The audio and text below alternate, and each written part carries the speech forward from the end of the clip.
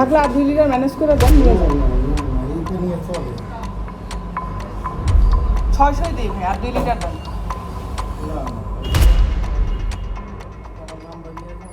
তেলের ব্যবসা এখন যেন সবুজ বাতি, তাই রাইড শেয়ারিং ছেড়ে অনেক চালকই নেমেছে তেল ব্যবসায়। যখন সাধারণ মানুষ ঘন্টার পর ঘন্টা দীর্ঘ লাইনে প্রখর রোদে পুড়েও পাচ্ছে না তেল, তখন একটি অসাধু চক্রের কারসাজিতে অনেকটা বাধ্য হয়েই 140 টাকার অকটেন 300 টাকায় কিনতে হচ্ছে অনেককেই। অভিযোগ উঠছে, রাইড শেয়ারিং সেবায় যুক্ত প্রায় 70% চালক এখন উবার পাঠাওয়ের কাজ কমিয়ে তেল সংগ্রহ এবং তেল বিক্রির কাজে জড়িয়ে পড়েছেন। 10 লিটার তেল নিচ্ছে, সেই তেলটা নিয়ে ওরা রাইড শেয়ারিং না করে তারা এই তেলটা আউটে বিক্রি করতেছে। ওরা হয়তোবা এখানে 500-1000 টাকা লাভ করতেছে। এমন কৃত্রিম সংকট আর কালোবাজারির কবলে পড়ে নিত্যদিনের যাতায়াতে চরম ভোগান্তিতে পড়তে হচ্ছে সাধারণ মানুষকে।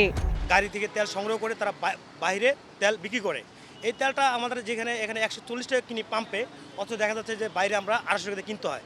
ট্যাঙ্কি ভরে নিয়ে যে আউট জায়গায় বিক্রি করতেছে, তারা 200 টাকা, 250 টাকা, 300 টাকা লিটার পর্যন্ত তারা যেহেতু কিনে নিচ্ছে, তাহলে প্রশাসন কি ওগুলোর উপরে কোনো পদক্ষেপ নিতে পারতেছে না? এদিকে অতিরিক্ত চাহিদা ও আতঙ্কে বেশি করে তেল কেনার প্রবণতাও পরিস্থিতিকে আরও জটিল করে তুলেছে।